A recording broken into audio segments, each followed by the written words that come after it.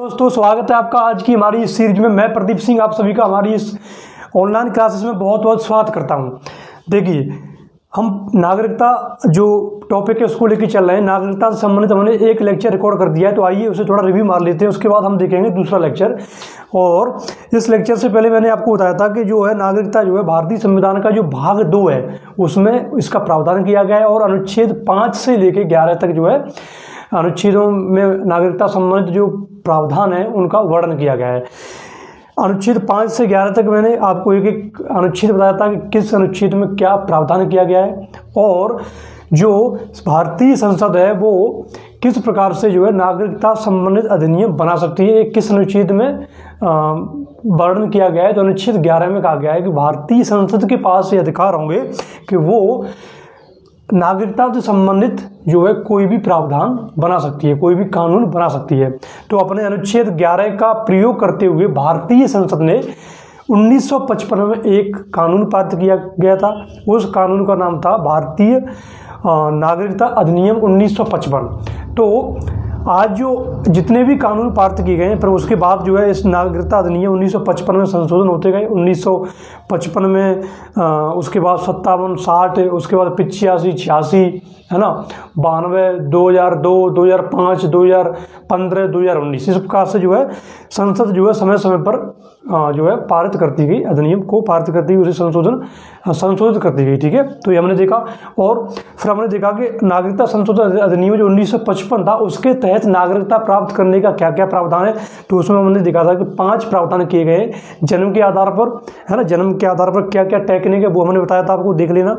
उसके बाद वंश के आधार पर, पंजीकरण के आधार पर, है ना, देशीकरण के आधार पर, और किसी क्षेत्र को अपने में समाविष्ट करने के आधार पर जो है कोई भी नागरिक बन सकता है भारतीय। ये अनुच्छेद जो भारतीय संसद जो नागरिकता अधिनियम 1955 था उसके तहत ही प्रावधान किए गए थे। फिर भारतीय जो नागरिकता अधिनियम 1955 था उसके तहत 3 तरीके से किसी व्यक्ति की नागरिकता समाप्त हो सकती है। क्या क्या, कौन कौन 3 तरीके, कौन कौन से 3 प्रावधान थे। तो पहला था स्वैच्छिक त्याग। देखो, अगर कोई व्यक्ति स्वैच्छिक त्याग करता, स्वैच्छिक त्याग कैसे, जैसे आजकल आपको एक ट्रेंड दिख रहा होगा। ट्रेंड क्या दिख रहा होगा? किसी ने IIT किया, किसी ने MBA किया, भाग्य साहब, है ना, वो सपने पाल लेते हैं हम ऑस्ट्रेलिया रहेंगे, हम जो है ना अमेरिका में शिफ्ट होंगे, है ना, शिफ्ट, बड़े ध्यान से कहते हैं शिफ्ट होंगे हम, वहाँ इतना पैकेज है, वहाँ इतना पैकेज है, ब्रिटेन में इतना पैकेज मिला है साहब, 12 लाख का पैकेज मिला है, हम वहीं शिफ्ट हो जाएंगे, है ना। वहाँ पहुँच गए साहब, वहाँ पहुँच कर किसी गोरी लड़की से प्यार वगैरह किया, शादी वादी कर ली, शिफ्ट हो गए साहब, नागरिकता वहाँ की ग्रहण कर ली, है ना, वो भारतीय नागरिकता छोड़ दी उन लोगों ने। तो ऐसे भी लोग होते हैं। तो स्वैच्छिक त्याग, अगर कोई भारतीय व्यक्ति जो है अगर कोई भी भारतीय नागरिक लिखित में दे दे कि साहब जो है हम भारत में नहीं रहेंगे, हम जो है अपनी नागरिकता जो है समाप्त करते हैं, तो उसकी जो है नागरिकता समाप्त हो जाएगी। एक होता है बर्खास्तगी के द्वारा, बर्खास्त करके, यानी कि भारत सरकार जो है किसी की नागरिकता बर्खास्त कर सकती है। उसका क्या आधार है? उसका आधार है, जैसे मैंने अभी बताया, कि कोई व्यक्ति दूसरी देश की नागरिकता ग्रहण कर लेता है, तो ऑटोमेटिक रूप से उसकी भारतीय नागरिकता बर्खास्त कर दी जाएगी। ठीक है, दूसरा आधार। तीसरा आधार है निरस्त कर देना। बर्खास्त और निरस्त में अंतर होता है। निरस्त का मतलब बिल्कुल, यानी कि अपने आप, यानी कि कुछ आधारों पर निरस्त कर देना। जैसे अगर किसी व्यक्ति ने जो है भारतीय संविधान का अनादर किया हो, भारत देश के साथ देशद्रोह किया हो, है ना, भारत माँ का जो अपमान किया हो, देशद्रोह किया हो, हमारी जो राष्ट्रीय सुरक्षा और जो हमारी जो सुरक्षा और भारतीय संप्रभुता उसके साथ कोई उसने छल कपट किया हो, अगर दिवालिया हो गया हो, है ना, कोई जघन्य अपराध किया हो, तो इन कुछ आधारों पर उसकी नागरिकता समाप्त कर देंगे। कह देंगे भैया हाथ जोड़ के विनती है, तू जा लायक ना तको, तू नागरिक बनने लायक ना तको। तो ये जो है हम तो एक जो नागरिक के जो अधिकार है वो हम ना दे सकते। चुप, तू जा लायक है, तू ही ना। देखो, एक बात ध्यान रखना, हमें कोई भी चीज़ प्राप्त होती है ना, हमें कोई चीज़ प्राप्त होती है तो उसके बदले में हमें कुछ पे करना पड़ता है। इस बात को समझो। अगर प्रकृति से हमें वायु मिल रही है, शुद्ध ऑक्सीजन अगर हमें ले रहे हैं फ्री में, है ना, अगर हमें बरसात का जल मिल रहा है फ्री में, तो हमें कुछ पे करना पड़ता है, इनडायरेक्ट रूप से पे करना पड़ता है। आप सोचो, पेड़ पौधे लगाने पड़ते हैं, है ना, जल को संरक्षण करना पड़ता है, तब हमें जाकर कुछ चीज़ें मिलती हैं। और आजकल देखो धीरे धीरे ऑक्सीजन सिलेंडर की कमी पड़ रही है ना, देखो कितनी दिक्कत हो रही है लोगों को, ऑक्सीजन की कमी हो रही है। यानी भारत जैसे देश में ऑक्सीजन की कमी हो रही है, जहाँ जो है विविधताओं में एकता है, कितने सारे जंगल थे, कितने सारे जो है पेड़ पौधे थे, आज ऑक्सीजन की कमी हो रही है। क्यों?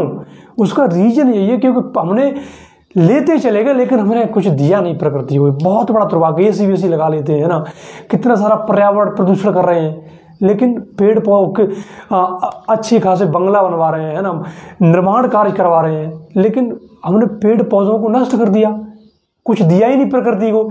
जब हम कुछ देंगे ही नहीं तो हम कैसे ले सकते हैं? तो डोली सिलेंडर लेके, है ना, डोली चिल्लाइए कि सिलेंडर के लिए ऑक्सीजन दे दो, ऑक्सीजन दे दो, कुछ नहीं होने वाला। इसलिए सतर्क हो जाइए। हमें जो है अगर हमें कुछ लेना है तो हमें देना भी पड़ेगा, ठीक है ना। आइए शुरुआत करते हैं। तो ये हमने देखा, आज के इस लेक्चर में समझेंगे बड़े ढंग से, सरल और सादा शब्दों में।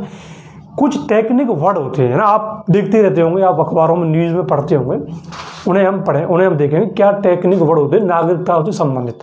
तो एक आप वर्ड हमेशा सुनते होंगे, अप्रवासी भारतीय, जिन्हें NRI बोलते हैं। NRI काफ़ी सुनते होंगे आप, इन्हें देखेंगे क्या होते हैं। एक शब्द सुनते होंगे, दूसरा शब्द भारतीय मूल के व्यक्ति, है ना, भारतीय मूल के व्यक्ति। फलाना साहब जो है ना, जो ब्रिटेन की जो गृह मंत्री है प्रीति पटेल, वो भारतीय मूल की है ना, खुशी होती है देख करके। अमेरिका की जो अभी नवनिर्वाचित उपराष्ट्रपति कमला हैरिस, यार भारतीय व्यक्ति, भारतीय मूल की है। उधर जो आपका जो मॉरिशस है ना, मॉरिशस के जो प्रधानमंत्री वो भारतीय मूल के हैं यार, अच्छा लगता है यार, है ना। ब्रिटेन हो, अमेरिका में तो आप अक्सर सुनते होंगे यार, भारतीय मूल का जो है वहाँ जो है राष्ट्रपति का मुख्य सचिव हुआ या राष्ट्रपति का मुख्य सलाहकार हुआ साहब, सीनेटर जो है वहाँ के सांसद जो निर्वाचित हुए भारतीय मूल के। तो ये भारतीय मूल क्या यार, समझे ना क्या होता है भारतीय मूल। तो इसे हम देखेंगे, डिटेल में देखेंगे, समझ कर देखेंगे, खोल कर देखेंगे, है ना। बिल्कुल कोई भी दिक्कत नहीं होगी, ठीक है। फिर एक शब्द होता है विदेशी भारतीय नागरिक, है ना। यहाँ दो शब्द दिख रहे होंगे, दो, एक तो विदेशी, एक भारतीय नागरिक। तो ये क्या होता है यार, यानी विदेशी भी है, भारतीय नागरिक भी है। तो ये तीनों को समझेंगे और उसी के साथ हम देखेंगे NRC क्या होता है, CAA 2019, इसे भी देखेंगे, क्यों विरोध हुआ, क्या क्या इसमें प्रावधान किए गए थे, उसे भी हम समझेंगे। तो आइए सबसे पहले हम देखते हैं अप्रवासी भारतीय। दो शब्द होते हैं, एक होता है प्रवासी, एक होता है अप्रवासी। तो यहाँ देखिए, प्रवासी हो गए जो उस देश में रह रहे हो, वर्तमान में जो उस देश में रह रहे हो, जैसे हम तुम सभी लोग रह रहे हैं, अभी भारत में रह रहे हैं, ठीक है। एक हो गया प्रवासी, एक होता है अप्रवासी। अप्रवासी वो व्यक्ति होता है जो उस देश का नागरिक तो है लेकिन कहीं रह रहा है देश के बाहर। नहीं समझ में आया, दोबारा समझते हैं। अप्रवासी भारतीय वो होता है ऐसा भारतीय नागरिक, ये जो अप्रवासी भारतीय होते हैं पूर्ण नागरिक होते हैं। जो प्रवासी लोग होते हैं जो यहाँ रह रहे हैं, इंडिया में, भारत में रह रहे हैं, उनके तरह ही इन्हें अधिकार प्राप्त होते हैं। किन्हें? अप्रवासी भारतीयों को, NRIयों को। तो NRI कुछ नहीं है, ये बेसिकली भारतीय वो नागरिक जो विदेशों में काम कर रहे हों। अरे आप देखो यार, जैसे आप किसी भी प्रदेश के होंगे, पंजाब, हरियाणा, भारत के किसी भी प्रदेश के किसी भी शहर के, तो आप देखते होंगे आपके गांव से, शहर से कुछ लोग जो है दूसरे शहरों में काम करने जाते हैं। जैसे कोई कर्नाटक, बेंगलुरु गया साहब, अगर IIT नहीं है तो बेंगलुरु गया, है ना, दिल्ली, मुंबई, चेन्नई, है ना, देहरादून, जो है पटना, कलकत्ता, वहाँ जो काम करने के लिए जाते हैं। कलकत्ता के लोग मुंबई आ रहे हैं, मुंबई के लोग कलकत्ता जा रहे हैं, मुंबई के लोग जो है लखनऊ आ रहे हैं, लखनऊ के लोग मुंबई आ रहे हैं, है ना, महाराष्ट्र, UP, ऐसे जाते नहीं, प्रवास होता है। तो उसी प्रकार आप मान के चलिए कि जो अप्रवासी भारतीय होते हैं ये कुछ नहीं है, एक तो आंतरिक प्रवास हो गया हमारा, जैसे पंजाब, हरियाणा से पंजाब, पंजाब से उत्तर प्रदेश से महाराष्ट्र, ये आंतरिक प्रवास बोलते हैं ना, हो रहा है अप्रवास। एक होता है अंतर्राष्ट्रीय प्रवास, वो क्या होता है, भारत से अमेरिका, अमेरिका से भारत, भारत से सऊदी अरब, खाड़ी देश, है ना, दक्षिण पूर्व एशियाई देश, यहाँ हमारे बहुत सारे लोग काम करते हैं, बहुत सारे लोग, ठीक है। तो इन्हें बोलते हैं अप्रवासी भारतीय। जैसे कभी आपको पता है कि शहर में जैसे कोई आता है तो गांव के लोग कहते हैं ना, हमारा वो ना, हमारा छोकरा जो है ना, हमारा जो लड़का जो है ना, मोड़ा माव जो है ना, शहर में काम कर रहा हो भाई साहब, जो है ना कर्नाटक या बेंगलुरु में काम कर रहा हो, IIT जो बहुत बड़ी कंपनी है वहाँ काम कर रहा हो, बहुत पैसा कमा रहा हो, कहते ना, कहते कि ऐसे ही कहते हैं। जब कोई लड़का विदेश में जाता है तब हम बाकी माँ बाप जो है ना बड़े गर्व और सीना चौड़ा करके बोलते हैं, यार सुनो, जी मचाना, समाज में मुंह चिटाने के कहते हैं कि भाई सुनो, ओवर एक्टिंग मत देना। मेरा मोड़ा आता ना, मेरा लड़का, मेरा छोरा जो है ना, ऑस्ट्रेलिया की जो बड़ी कंपनी है वहाँ में काम कर रहा हो, 16 लाख पैकेज है उसका पर मंथ, 50 लाख पैकेज है उसका पर मंथ। अमेरिका में काम कर रहा हुआ, ब्रिटेन में काम कर रहा हुआ, विदेश में काम कर रहा हुआ है ना, परदेश में काम कर रहा हो, ये आप सुनते होंगे। तो ये जो लोग परदेश में, विदेश में जो काम करने जा रहे हैं वो अप्रवासी भारतीय होते हैं। इनके जो अधिकार हैं वो सेम होते हैं, पूर्ण जी नागरिक होते हैं भारत के, बस काम कर भी जा रहे हैं, और जो काम कर भी जा रहे हैं वहाँ से जो है विदेशी मुद्रा भंडार भारत को भेजते हैं। तो आप ये ध्यान रखिएगा, ये जो NRI हैं ये बेसिकली बहुत महत्वपूर्ण होते हैं। इनका राष्ट्र की सेवा में, देश की अर्थव्यवस्था को खड़ी करने में बहुत ज़बरदस्त योगदान होता है। हमारे जो भारत के जो लोग हैं वो काफ़ी बड़ी संख्या में अमेरिका में काम कर रहे हैं, एक बहुत बड़ी संख्या में जो हमारा खाड़ी देश है, खाड़ी देश में आपका जो है सऊदी अरब हो गया, संयुक्त अरब अमीरात हो गया, कुवैत हो गया, जो आपका उधर इधर आपको दक्षिण पूर्व एशिया में आप देख लीजिए, है ना, दक्षिण पूर्व एशिया में आपको जो देश हैं जैसे कि आपका कंबोडिया, थाईलैंड, इंडोनेशिया, सिंगापुर, है ना, मॉरिशस, उधर आपका जापान, उधर आपके जो है इज़राइल हो गया, है ना, ब्रिटेन हो गया, कनाडा, पंजाबी लोग कनाडा में बहुत काम कर रहे हैं। तो ये लोग क्या करते हैं, ये लोग वहाँ जाते हैं, काम करते हैं, नौकरी पाते हैं, उन्हीं देशों की हवा पानी सब कुछ वही खा रहे हैं, है ना। और भेजते क्या है, हम लोगों को विदेशी मुद्रा भेजते हैं, डॉलर भेजते हैं। तो आप पाते होंगे कि हमारा डॉलर जो है, अखबारों में दिखते होंगे कि हमारा डॉलर जो है, विदेशी मुद्रा भंडार जो है काफ़ी बड़ा है, काफ़ी बढ़ गया। तो उसका रीज़न क्या है, उसका रीज़न है ये जो NRI हैं उनके द्वारा भेजी गई मुद्रा, विदेशी मुद्रा, डॉलर। सो अगर ये NRI काम करना बंद कर दें, या अगर ये NRI विदेशों से भारत लौटाएं, तो आप ये मान के चलिए कि जो हमारी डॉलर है, हमारा जो आयात है, हमारी जो अर्थव्यवस्था है वो बहुत खाई में गिर जाएगी। तो इन लोगों का बहुत योगदान है, इन लोगों को दिल से प्रणाम, बहुत बड़ा योगदान होता है इन लोगों का। सोच के देखिए, परदेश में सब कुछ छोड़े छाड़े के अपने वहाँ काम कर रहे हैं लोग, फिर वहाँ से विदेशी मुद्रा भेज रहे हैं, जिससे हम जो है कोई भी चीज़ खरीदते हैं, तेल का आयात करते हैं, विदेशी मुद्रा भंडार, विदेशी मुद्रा को दे करके, वो विदेशी मुद्रा ये लोग अपना खून पसीना बहाकर लाते हैं। तो ये लोगों को सलाम, है ना।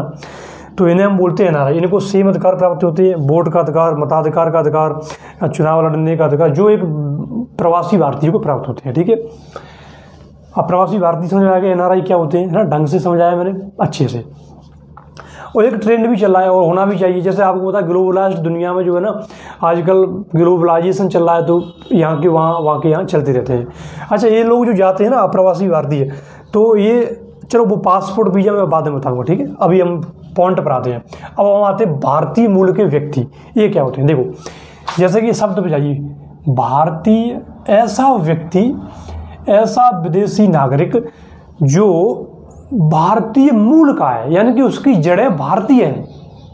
समझो बात को, ऐसा विदेशी व्यक्ति, ऐसा विदेशी नागरिक जो भारतीय मूल का है, उसकी जड़ें कहीं न कहीं भारत से जुड़ी हुई हैं। तो क्यों साहब, कैसे जुड़ेगी भारत से जड़ें? देखो, मैंने आपसे कहा था कि जैसे आजकल एक ट्रेंड हो गया विदेशों में जॉब करने का, MBA कर लिया, IIT कर लिया। तो जो आजकल के छोकरे हैं ना, आजकल के युवा, वो अपना सपना पाल लेते हैं, साहब हमें जो है विदेशों में जॉब करेंगे। होना भी चाहिए, कोई दिक्कत नहीं यार, क्योंकि वहाँ से कुछ ना कुछ देंगे ही ना। लेकिन सबसे बड़ा फर्ज बनता है अपने देश की सेवा करना। हमारा देश, आप देखिए आजकल जापान कितना आगे कट गया अपने लोगों की वजह से, चाइना कितना आगे कट गया अपने लोगों की वजह से। तो हम लोगों को भी कहीं ना कहीं अपने लोगों को संरक्षण करना पड़ेगा, उन्हें विदेश जाने से रोकना पड़ेगा, तब हम आगे बढ़ेंगे, ठीक है ना। तो ये जो लोग वहाँ चले गए साहब, वहाँ विवाह वगैरह रचा लिया, है ना, किसी गोरी या किसी वहाँ की लड़की से विवाह रचा लिया। विवाह जब रचा लो तो बाली बच्चा भये, और जब बाली बच्चा भये तो पता चला कि ये लोग वहीं शिफ्ट हो गए, और जब फिर इनके बच्चा, उन बच्चों के बच्चे वहीं रहने लगे, ठीक है ना। तो अब देखो, हमने जो भारतीय नागरिकता हम पढ़ा रहे थे, तो भारतीय नागरिकता कैसे समाप्त होती है? बर्खास्तगी के द्वारा। जब ये वहाँ पहुँचे, ये वहाँ रह रहे हैं आराम से, पति यहाँ इन्होंने वहाँ विवाह किया, जब विवाह किया किसी नौजवान ने तो वो उस देश का नागरिक हो गया, और जब वो उस देश का नागरिक हो गया तो यहाँ की नागरिकता ख़त्म हो गई। तो फिर वो जो बंदा है उनकी बच्ची हुई, फिर बच्चों के बच्चे हुए, बच्चों के बच्चे, ऐसे होकर के जो है पीढ़ी दर पीढ़ी चलती गई। लेकिन कहीं ना कहीं जो मूल है वो तो भारतीय के नागरिक वहीं की हो गई। तो उन्हें हम बोलते हैं भारतीय मूल के व्यक्ति, जिन्हें अंग्रेजी बोलते हैं PIO। ठीक है, ये जो भारतीय मूल के व्यक्ति होते हैं ना, इकोनॉमिक रूप से इनका कोई महत्व नहीं है ना। जैसे NRI होते हैं वो हमें विदेशी मुद्रा भंडार भेजते हैं, लेकिन जो PIO होते हैं ये कुछ नहीं भेजते है ना, सॉरी आर्थिक यानी कि विदेशी मुद्रा का भंडार तो ये नहीं भेजते, लेकिन ये इकोनॉमिक, सांस्कृतिक रूप से, राजनीतिक रूप से और सामाजिक रूप से बहुत महत्वपूर्ण है। यार ध्यान रखियो, ये जो भारतीय मूल के व्यक्ति है, विदेशी जो भारतीय हमारी संस्कृति, कला एवं संस्कृति है, उसके वाहक हैं, कहीं ना कहीं संरक्षण करता है ये लोग। इन्हीं लोगों की वजह से हमारी भारतीय संस्कृति फल फूल रही है विदेशों में। हम गर्व से कहते हैं कि हमारे जो है ना, अमेरिका में इतने हिंदू मंदिर हैं, अमेरिका में जो है इतने लोग रह रहे हैं, इतने अमेरिका में जो है व्हाइट हाउस में भी दिवाली मनाई गई, बड़े धूमधाम से जो है दिवाली होली मनाई गई है ना। जो बुर्ज खलीफा की जो इमारत है वहाँ पर जो है तिरंगा झंडा फहराया गया। गर्व से कहते हैं ना, गर्व से देखते हैं। तो ऐसा क्यों होता है? इन भारतीय मूल के व्यक्तियों की वजह से। तो आप ध्यान रखिएगा, ये भारतीय मूल के व्यक्ति बहुत महत्वपूर्ण होते हैं। और ये जो भारतीय मूल के व्यक्ति हैं जो कई सदियों से रह रहे हैं वहाँ, जैसे गिरमिटिया मजदूर के बारे में पढ़ा था ना, उस समय जो है अंग्रेज एक अनुबंध के तहत लोगों को यहाँ से ले गए, कहाँ से, पंजाब से ले गए, उत्तर प्रदेश, बिहार से ले गए, और वहाँ विदेशों में ले गए और वहाँ काम वाम कराया और वहीं छोड़ दिए। यहाँ से बड़े खुश होकर गए बेचारे, विदेश जा रहे हैं ना, माँ बाप कह रहे हैं अरे बेटा विदेश जा रहा है, परदेश जा रहा है, कमावे काज है। बेबी बिचारे गए, लेकिन पता चली कि माँ अंग्रेजों ने बांध ले, छोड़ छाड़ दे, जो पढ़े लिखे थे नहीं है ना, बिना जीवनी वाले के कैसे पहली बार यात्रा कर रहे हैं बेचारे, पहली बार समुद्र देख रहे हैं, पहली बार घर से बाहर गए, तो अंग्रेजों ने वहीं छोड़ छाड़ दे और उन्होंने कुछ नहीं किया, ना ही वो यहाँ आए, ना ही उन्हें वो यहाँ लेकर आए वो अंग्रेज। तो विजय वहीं रह गए, शादी वादी करी और वहीं जो है एक द्वीप बसाया और रह गए। तो वो लोग भारतीय हो, जैसे मॉरिशस हो गया है ना, और जो है आपका सिंगापुर में भी है, उधर आपका जो है जो दक्षिण अमेरिका के कुछ द्वीप हैं वहाँ भी है कुछ भारतीय लोग, मूल के लोग, तो वहाँ बस गए लोग। तो वहाँ जब बस गए तो वहाँ की जो भारतीय संस्कृति, जैसे पहनाव हो गया, साड़ी, औरतें साड़ी पहन रही है ना, तो उससे हमारी कहीं ना कहीं हमारी जो संस्कृति है वो फल फूल रही है। खान पीन है ना, यहाँ की दाल रोटी हो गई, भाषाएँ हो गई, हिंदी भाषा हो गई हमारी, देखो तीज त्यौहार हो गए, उन्हें ये वहाँ लोग बड़े धूमधाम से मनाते हैं, बड़े गर्व करते हैं कि हम लोग भारतीय मूल के हैं। तो इन लोगों का जो प्रभुत्व है विदेशों में बहुत ज़्यादा है। अमेरिका में तो देख लो पूरा का पूरा पॉलिटिकल रूप से गेम चेंजर बन गए ये लोग, भारतीय मूल के व्यक्ति। तो इन लोगों को हमें भुलाना नहीं चाहिए। भारतीय मूल के जो व्यक्ति जो है, इन लोगों को क्या हम भुला सकते हैं? बताइए, नहीं भुला सकते ना, है? सोच के देखिए कि कोई बहुत बड़े डिसीजन मेकर बन गए। प्रीति पटेल जो आज ब्रिटेन की गृह मंत्री है, उपराष्ट्रपति जो अमेरिका की उपराष्ट्रपति कमला हैरिस ये भारतीय मूल की हैं। तो कुछ न कुछ तो भारत के लिए सोचेंगे, है ना। भारतीय कहीं ना कहीं जो विदेश नीति है उसकी मजबूत आधार हैं ये लोग। या अंतर्राष्ट्रीय लेवल पर भारत की एक मजबूत छवि है ये लोग, और भारत की एक मजबूत तरीके से पैरवी करते हैं ये लोग। तो ये जो भारतीय मूल के व्यक्ति हैं तो इनको भुलाया नहीं जा सकता, ये भारतीय संस्कृति और इनके वाहक हैं, ठीक है। तो अब देखो, अब हम देखते हैं विदेशी भारतीय नागरिक। देखो हुआ क्या, जैसे मैंने आपको कहा कि 1991 में आपको बताया कि 1991 में निजीकरण, उदारीकरण, वैश्वीकरण हुआ, ठीक है। एक मतलब पूरा का पूरा विश्व जो है वो खुल गया, सभी लोगों के लिए खुल गया। तो कहीं ना कहीं भारत सरकार को जो है विदेशी भारतीय जो मूल के व्यक्ति उनकी ज़रूरत महसूस होने लगी, सामाजिक, आर्थिक और राजनीतिक रूप से और सांस्कृतिक रूप से। तो सरकार ने सोचा क्यों ना इन लोगों को, अगर ये लोग हमारी संस्कृति को, हमारे देश को, हमारे देश के गौरव आत्मसम्मान को अगर ये लोग संरक्षण कर रहे हैं तो इनके लिए भी हमें कुछ करना चाहिए ना। तो सरकार ने 2002 में कमेटी बनाई, और कमेटी से कहा गया कि आप जो भारतीय मूल के जो व्यक्ति हैं उन्हें भारत से जोड़ने के लिए क्या किया जाए, ऐसा कुछ उपाय बताइए। तो उस कमेटी ने अपनी 2002 में एक रिपोर्ट सौंपी और रिपोर्ट सौंपी तो 2003 में एक नागरिकता संशोधन किया गया। नागरिकता संशोधन अधिनियम 1955 था, उसमें 2003 में संशोधन किया गया और एक प्रावधान किया गया एक कार्ड होल्डर का, यानी कि 2003 में 16 देशों के भारतीय विदेशी मूल के जो व्यक्ति हैं उनके लिए प्रावधान किया गया था।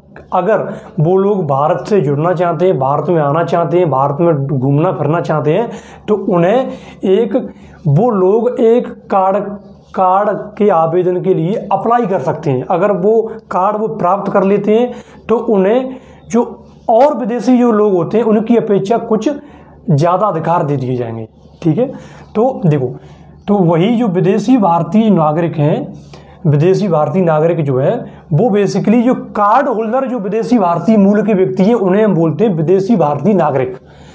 देखो, विदेशी मूल के व्यक्ति हैं, इन्हें आप ऐसे कह सकते हैं, हम कह सकते हैं कि विदेशी मूल के व्यक्ति हैं और ये भारतीय मूल के व्यक्ति हैं। ठीक है ना, हम गर्व कर सकते हैं, लेकिन ये लोग हैं विदेशी नागरिक ही, ये फॉरेनर ही है। इन्हें हम अलग एक स्पेशल ट्रीट नहीं कर सकते, इन्हें हम उसी प्रकार ट्रीट करेंगे जैसे दूसरे अन्य देशों के लोगों को ट्रीट करती है। लेकिन अगर भारतीय मूल के व्यक्ति के पास विदेशी भारतीय नागरिकता है, यानी कि अगर विदेशी मूल के व्यक्ति के पास विदेशी भारतीय नागरिक कार्ड होल्डर है, अगर वो व्यक्ति उसके पास एक नागरिकता का कार्ड है, भारतीय नागरिकता का अगर उसके पास एक कार्ड है तो उसे एक स्पेशल रूप से ट्रीट किया जाएगा। कैसे ट्रीट किया जाएगा? उसे वीज़ा की कोई जरूरत नहीं पड़ेगी, वो बिना वीज़ा के आजीवन भारत में रह सकता है। पहली बात, जो भारतीय स्मारक हैं जैसे आप संग्रहालय हो गए, स्मारक हो गए, मंदिर मस्जिद हो गई, यहाँ वो जो है जो शुल्क भारतीयों से लिया जाता है वही शुल्क इनसे लिया जाएगा। ठीक है, किन्हों से? विदेशी भारतीय नागरिकों से। दूसरी बात, वो लोग यहाँ रह सकते हैं, घूम फिर सकते हैं, है ना। अगर वो कोई शोध वगैरह कर रहे हैं तो वो बाकायदा सरकार से अनुमति लेकर शोध वगैरह कर सकते हैं, है ना। तो जो है पर्यटक के रूप में और जो है कहीं ना कहीं वो अपनी जड़ों से जुड़ सकते हैं।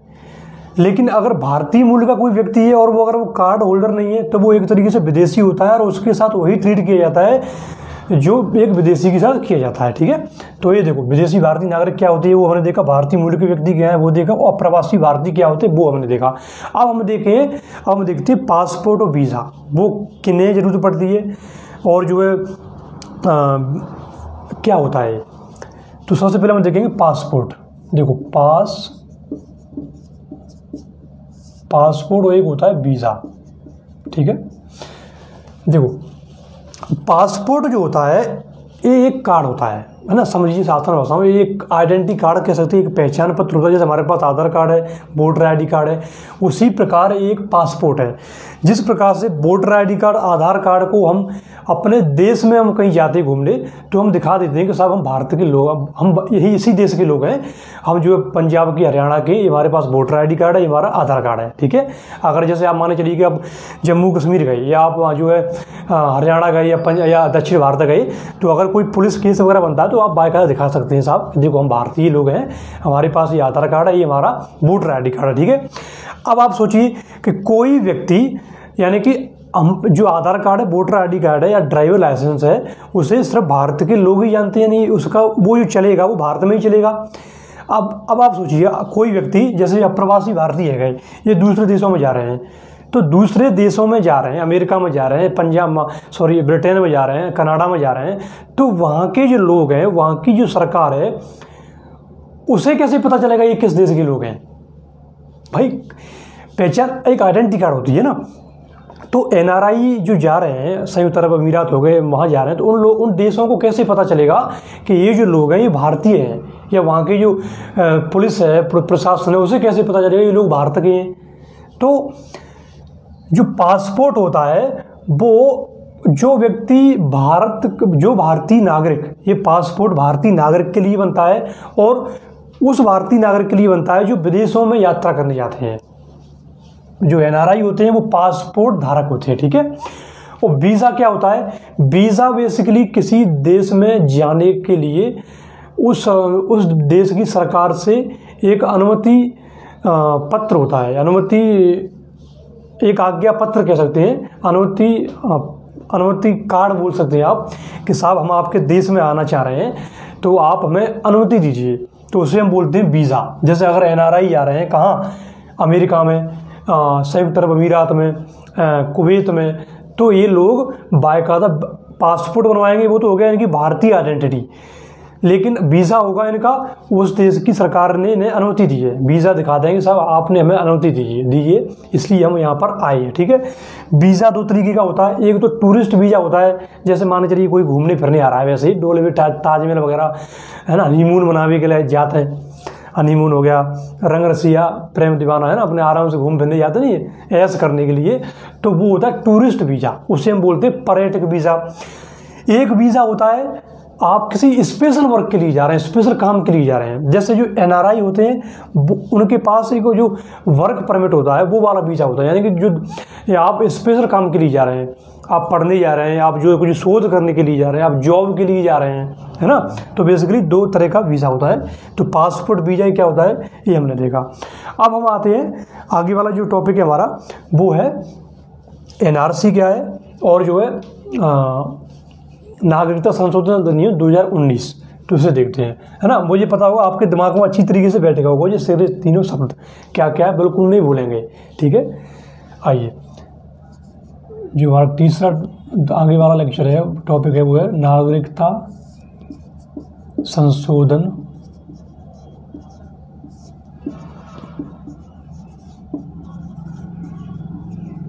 अधिनियम 2019, जिसे हम बोलते हैं CAA, ठीक है, CAA, नागरिकता संशोधन अधिनियम 2019। देखो जैसा कि आपको दिख रहा है कि ये जो नागरिकता संशोधन अधिनियम है 2019, यानी कि नागरिकता से संबंधित जो 1955 का जो अधिनियम था वो 2019 में उसे संशोधित किया गया, इसलिए इसका नाम हो गया नागरिकता संशोधन अधिनियम 2019, जिसे शॉर्ट फॉर्म बोलते हैं CAA, सिटीजनशिप अमेंडमेंट एक्ट, ठीक है। इसमें प्रावधान क्या था, आगे हम थोड़ा पीछे बैकग्राउंड देखते हैं। देखो, एक होते हैं शरणार्थी, एक और दूसरे होते हैं घुसपैठिया। किसी भी देश में एक तो होते हैं शरणार्थी और दूसरे होते हैं घुसपैठिया। घुसपैठिया वो होते हैं जो धोखे धड़ाके से, है ना, जो हमारे सुरक्षा वाले जो लगे हुए हैं उनकी आंखों में धूल झोंक करके अचक डोके जो है चिपके से घुसाते हैं देश में, उसे हम बोलते हैं घुसपैठिया। घुसपैठिया काफ़ी खतरनाक होते हैं, आतंकवादी हो सकते हैं, कोई जो है कोई एजेंट हो सकता है ना, गुप्तचर हो सकता है किसी देश का। और एक होते हैं शरणार्थी, दूसरे होते हैं शरणार्थी, ठीक है। जो शरणार्थी होते हैं बेचारे जैसे शरण लेने के लिए आए हैं ना, वो कहीं ना कहीं दूसरे देश की शरण में आए हैं, जैसे हम कहते हैं साहब हम आपकी शरण में आए हुए हैं, ईश्वर हम आपकी शरण में आए हुए हैं, आप हमारा ये काम कर देना, ये कहते हैं ना। उसी प्रकार ये जो लोग हैं ये दूसरे देशों से आए हैं भारत माँ की शरण में। हे भारत माँ, आप हमें अपनी शरण में लीजिए। कहाँ से आए हैं साहब, भारत माता पूछ रही है भाई आप कहाँ से आए हैं। तो लोगों ने कहा, शरणार्थियों ने कहा कि हे भारत माता, हम जो है पाकिस्तान से आए हैं, अफगानिस्तान से आए हैं और बांग्लादेश से आए हैं। भारत माँ पूछती है भाई क्यों आए आप, क्या वहाँ की ज़मीन, जो वहाँ की जो धरती है, क्या उसने आपको शरण नहीं दी। शरणार्थी कहते हैं कि हे माँ नहीं दी शरण। उन लोगों ने हमें बहुत परेशान किया, हमारा उत्पीड़न किया, धार्मिक उत्पीड़न किया। हम लोग उन देशों में अल्पसंख्यक थे, इसलिए बहुसंख्यक जो आबादी थी वो हम पर बहुत अत्याचार करती थी। हमारी बहन बेटियों को जबरन धर्मांतरण कर देती थी, शादी विवाह कर लेते थे वो लोग, है ना। हमारी मंदिर गुरुद्वारे इनको तोड़ देते थे और जो है वो लोग हमें चैन से जीने नहीं दे रहे थे। इसलिए हम आपकी शरण में आए हैं, आप हमें शरण दीजिए। भारत माँ कहती है कोई बात नहीं बच्चों, हम आपको शरण जरूर देंगे। मेरा तो ये हमेशा से ये पॉलिसी रही है, हमेशा से मेरे दरवाजे जो है शरणार्थियों के लिए खुले रहे हैं। आर्य आए, है ना, मुग़ल आए, मध्यकाल में जो है बहुत सारे लोग आए, अफगान आए, मैं सबको शरण दी, आपको भी शरण दूंगी मैं, है ना। तो साहब यहाँ समझिए, जो नागरिकता संशोधन अधिनियम 2019 है, ये बेसिकली नागरिकता देने का प्रावधान करता है। किन किन लोगों को नागरिकता देगा ये? तो जो 3 देशों से जो लोग आए हैं उन्हें ये नागरिकता देगा। 3 देश कौन कौन से हैं? अफगानिस्तान,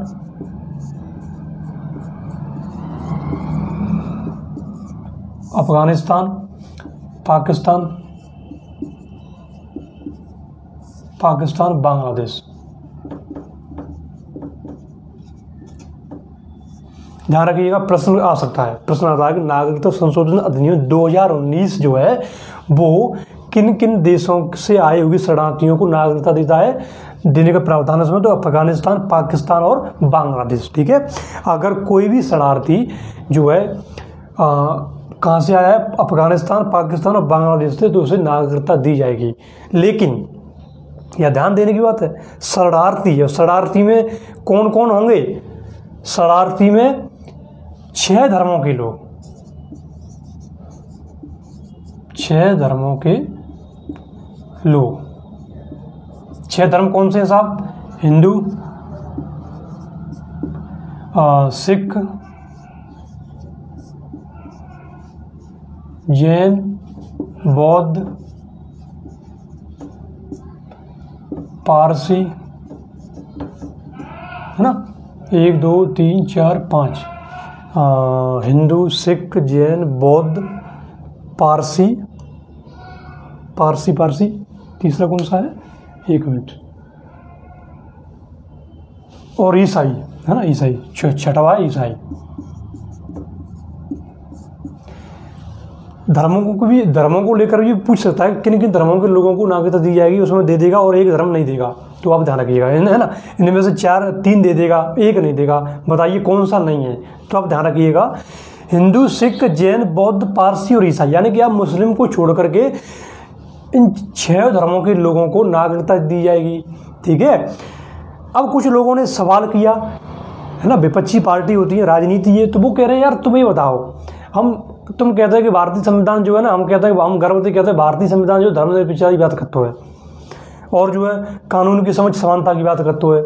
लेकिन तुम यूँ बताओ, तुमने जिन्हें ये लोग कह रहे हैं, सरकार से पूछ रहे हैं, भैया तुम यूँ बताओ कि ये जो लोग होते हैं, जो 6 धर्म के लोगों ने तुम नागरिकता दे रहे हैं, तो जहाँ में कानून की जो समझ समानता है उसका आनंद नहीं हो रहा, जो भारतीय धर्मनिरपेक्ष है उसका आनंद नहीं हो रहा। तो साहब फिर सरकार बोलती है, सरकार कहती है देखो आप कैसे कह सकते आनंद हो रहा है, जो कानून के समझ समानता की बात है वो बेसिकली भारतीय नागरिकों के लिए पहली बात, और दूसरी बात, ठीक है आप अगर कह रहे हैं तो आपको एक बात ध्यान रखना होगा कि सर्वोच्च न्यायालय ने एक सिद्धांत दिया था। सिद्धांत क्या था? सिद्धांत था, सर्वोच्च न्यायालय ने एक सिद्धांत दिया था। क्या सिद्धांत था? वर्गीकरण के आधार पर, है ना, हाँ, तार्किक वर्गीकरण का सिद्धांत। सर्वोच्च न्यायालय ने कहा था कि आप जो है भेदभाव कर सकते हैं तार्किक वर्गीकरण के आधार पर। तो यहाँ वो कह रहे हैं कि देखो तार्किक वर्गीकरण का बिल्कुल आधार स्पष्ट है भैया, ये लोगों जो है, पहली बात तो अल्पसंख्यक है, अल्पसंख्यक का स्पेशल अधिकार देने को जो है प्रावधान है हमारे संविधान में, तो ये लोग अल्पसंख्यक हैं। दूसरी बात ये तो पीड़ित हैं, वहाँ के लोग जो हैं, वहाँ की सरकार इनके साथ नहीं है, और ये लोग हमारे पास आए हैं, शरणार्थी हैं। तो क्या हम भारतीय जो चरित्र है, भारत माँ का जो चरित्र है, उसे हम खत्म कर दें? जो वसुधैव कुटुंब की हम बात करते हैं, क्या उसे हम नहीं उसे हम बिल्कुल खत्म कर दें? नहीं, जिन्हें नागरिकता दें हम जो बड़े गर्व से कहते हैं कि हम भारत हमारा सबका है, और हमने जो है सभी हमेशा से मानव सभ्यता का जो है मानव सभ्यता की सेवा की है, तो क्या इन लोगों की सेवा नहीं करें, इन लोगों को नहीं अपनाएं? विपक्ष कहते तो ठीक है भैया, देख लो अपना लो रखा है, ठीक है। तो ये 6 धर्मों के लोगों को मान्यता दी गई है, नागरिकता दी जाएगी, और इसमें जो गाइडलाइन है वो है 2014, दिसंबर 2014, यानी कि कहा गया दिसंबर 2014 से पहले तक अगर कोई अल्पसंख्यक, कोई जो है गैर मुस्लिम अल्पसंख्यक 3 देशों से आता है, अफगानिस्तान, पाकिस्तान, बांग्लादेश से, तो उसे हम नागरिकता देंगे, वो नागरिकता लेने के लिए अप्लाई कर सकता है, ठीक है। ये हो गया आपका CAA। अब प्रश्न उठता है इसका विरोध जो है पूर्वोत्तर में क्यों होगा? एक तो विपक्षी तरफ विरोध कर रहे थे, बाहर तो छोड़ो यार, वे तो पगलाए गए सारे, तो विरोध कर रहे हैं, मैंने कर दो, ठीक है। लेकिन वो जो पूर्वोत्तर के लोग थे उनकी कुछ समस्याएं थी। देखो पूर्वोत्तर के लोग जो हैं, जनजातीय एरिया है, और जब 1971 में बांग्लादेश का विभाजन हुआ था, बांग्लादेश का विभाजन आपको बताया, पाकिस्तान का विभाजन क्यों हुआ था? शरणार्थियों की वजह से, क्योंकि बहुत सारे शरणार्थी जो थे वो जो है बांग्लादेश होकर के भारत में एंटर कर गए। भारत में जब एंटर करेंगे तो बांग्लादेश का बॉर्डर देखेंगे तो वो भारतीय जो राज्य हैं पूर्वोत्तर के, जैसे पश्चिम बंगाल हो गया, असम हो गया, त्रिपुरा हो गया, उन बॉर्डर एरिया में वो पहुंच गए। ठीक है, अब जब वो पहुंचे तो वहाँ के लोगों ने देखा यार ये लोग हमारे यहाँ आ रहे हैं, है ना, हमारी ज़मीन पर कब्जा करेंगे, हमारी संस्कृति उसको कहीं ना कहीं ख़त्म करेंगे ये लोग। तो असम में बहुत तगड़ा विद्रोह हुआ, असम में बहुत ज़बरदस्त रूप से विद्रोह हुआ, इन लोगों का आंदोलन हुआ, बहुत आंदोलन हुआ और इन लोगों को जो भगाने की बात कही गई। ठीक है, 1971 में बांग्लादेश का जो है, बांग्लादेश एक अलग राज्य होता है। उसके बाद जो है आंदोलन चलता रहा। फिर राजीव गांधी आते हैं, राजीव गांधी उनसे समझौता करते हैं, कहते हैं साहब ठीक है हम एक एनआरसी लाएंगे। एनआरसी का मतलब होता है नागरिकता राष्ट्रीय रजिस्टर्ड, एक ऐसा रजिस्टर जिसमें हम देखेंगे कौन कौन नागरिक है और जो नागरिक है वो यहीं रहेगा और जो गैर नागरिक है उसे हम यहाँ से भगाएंगे। ठीक है, तो एनआरसी लाया गया साहब, लेकिन इनका मुद्दा जो नहीं सुलझ पाया, इनका मुद्दा अभी तक नहीं सुलझा। इन लोगों की मांग अभी भी है और जारी है। ठीक है, लेकिन जो CAA आया इसमें सरकार ने तर्क दिया था कि आप चिंता मत करें, आपकी जो संस्कृति है और जो कला है उससे कोई भी बाहरी व्यक्ति उसे नुकसान नहीं पहुंचाएगा, ये हम प्रावधान करेंगे। और सरकार ने बाकायदा प्रावधान किया गया है। कुछ अनुसूचियाँ बनाई गई थी, जैसे अनुसूची जो है छठी अनुसूची है ना, छठी अनुसूची जो है संविधान की अनुसूची छठी है, उसमें कुछ प्रावधान किया गया। तो कुछ राज्यों को सम्मिलित किया गया है कि आप जो है इस अनुसूची में जो भी राज्य आएगा उसमें कोई बाहरी व्यक्ति बिना परमिट व्यवस्था के या बिना जो है अनुमति के नहीं आएगा। तो जब वो प्रदेश में सम्मिलित ही नहीं होगा, उस प्रदेश में एंट्री नहीं करेगा, तो आपकी कला संस्कृति को नुकसान नहीं पहुंचाएगा वो। ठीक है, एक इनर लाइन जो परमिट व्यवस्था थी वो लागू की गई थी पूर्वोत्तर को ध्यान में रखते हुए। ठीक है, तो ये व्यवस्थाएं थी। CAA क्या है ना, NRI क्या है, PIO क्या है, PIO क्या था, OCI क्या था, ये हमने समझा, सरल तरीके से समझा, अंडरस्टैंडिंग के आधार पर समझा और एकदम बिल्कुल सरलीकरण के आधार पर हमने समझने का प्रयास किया। तो मुझे उम्मीद है आप सभी को समझ में आया होगा। तो इसके आगे वाला जो लेक्चर होगा उसमें मिलते हैं। जो आगे वाला जो लेक्चर होगा वो होगा मौलिक अधिकार, फंडामेंटल राइट्स, उसे हम समझेंगे बिल्कुल सरल विधि के आधार पर, सरल शब्दों में, है ना। तो आप सभी इसे इस प्रकार नोट डाउन कर लीजिए, समझिएगा, है ना। तो इसी के साथ आपका बहुत बहुत धन्यवाद। Thank you very much.